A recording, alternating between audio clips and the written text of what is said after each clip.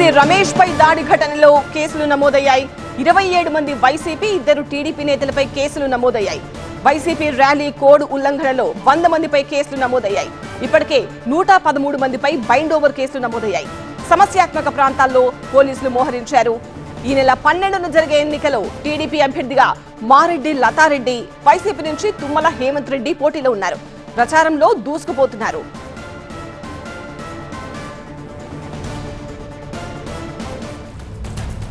పులివెందుల నుంచి మరింత సమాచారం టీవీ9 ప్రతినిధి సుధీర్ అందిస్తారు. సుధీర్, పులివెందులలో ఇంకా పొలిటికల్ రచ్చ కొనసాగుతూనే ఉంది. కేసుల మీద కేసులు నమోదవుతున్నాయి. గవర్నర్ను కూడా కలవబోతున్నట్టుగా తెలుస్తోంది. ఏమేమి వివరించబోతున్నారు?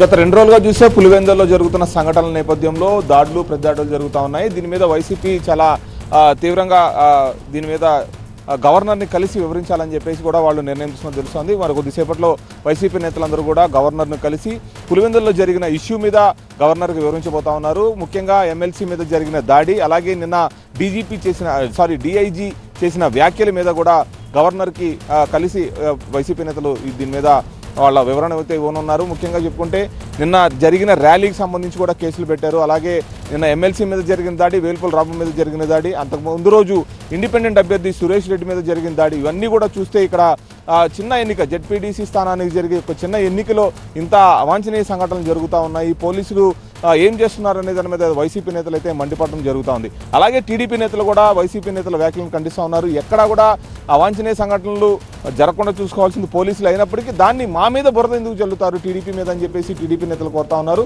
కావాలని చెప్పేసి అలజడులు సృష్టిస్తుంది వైసీపీ. ఆ సృష్టించిన అలజడులను టీడీపీ మీద నెట్టే నెపం చేస్తూ ఉన్నారని చెప్పేసి ఇక్కడ ఉన్న స్థానిక నేతలందరూ కూడా చెప్తున్న పరిస్థితి. అయితే నిన్న డిఎస్పీని కలిసిన ఎంపీ అవినాష్ రెడ్డి కానీ, మాజీ ఎమ్మెల్సీ సతీష్ రెడ్డి కానీ వీరందరూ కూడా కోరుతుంది ఏంటంటే, నాయకులు వెళ్ళేటప్పుడు పోలీసులు రక్షణగా ఎందుకు రావటం లేదు, కనీసము బాధ్యతారహితంగా వ్యవహరిస్తూ ఉన్నారని చెప్పేసి వీళ్ళందరూ కూడా నిన్న డిఎస్పీని కలిసి అక్కడ మెమోరాండం ఇవ్వడం జరిగింది. అయితే వాళ్ళు నిర్వహించిన ర్యాలీ అనాథరైజ్డ్గా భావిస్తూ దాన్ని ఎన్నికల కోడ్ ఉల్లంఘనగా భావిస్తూ దాని మీద కూడా కేసులు కట్టారు. ఆ కేసులో ఎంపీ అవినాష్ రెడ్డి మీద కూడా కేసు నమోదైంది. దీని మీద దాదాపు ఒక 100 మంది మీద మరికొంతమంది మీద కూడా పెట్టే అవకాశం కనబడుతోంది. ఈ కేసు ఇప్పటికీ 3 కేసులు నమోదైనాయి. ఒకటి వైసీపీ వాళ్ళు ఇచ్చిన 2 కేసుల మీద 307 అప్లై చేస్తే, అలాగే టీడీపీ వాళ్ళు ఇచ్చిన కేసు మీద ఒకటి అట్రాసిటీ కేసు కూడా, వేల్పుల రాము మీద అట్రాసిటీ కేసును కూడా పెట్టిన పరిస్థితులు కనబడుతూ ఉన్నాయి.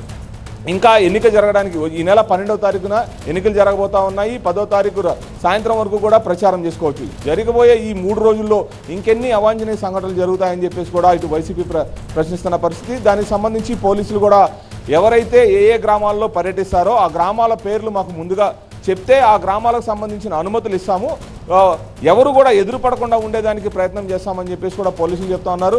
పూర్తి స్థాయిలో నాయకులకు భద్రత కల్పిస్తామని చెప్పేసి కూడా నిన్న డిఐజీ కోయ ప్రవీణ్ కూడా చెప్పడం జరిగింది. ఈ నేపథ్యంలో పూర్తి స్థాయిలో పులివెందుల ఎన్నికలను పోలీసులు కంట్రోల్లో తీసుకుని మరింత భద్రతను పెంచే విధంగా కట్టుదిట్టమైన చర్యలు అయితే తీసుకోవాలి. ఎందుకంటే ఇప్పటికే 2 రోజుల్లో దాదాపు 3 సంఘటనలు జరిగినాయి.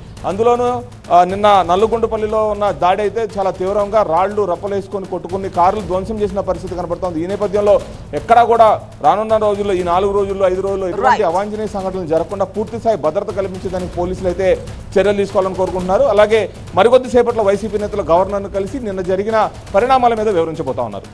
రైట్ సుధీర్.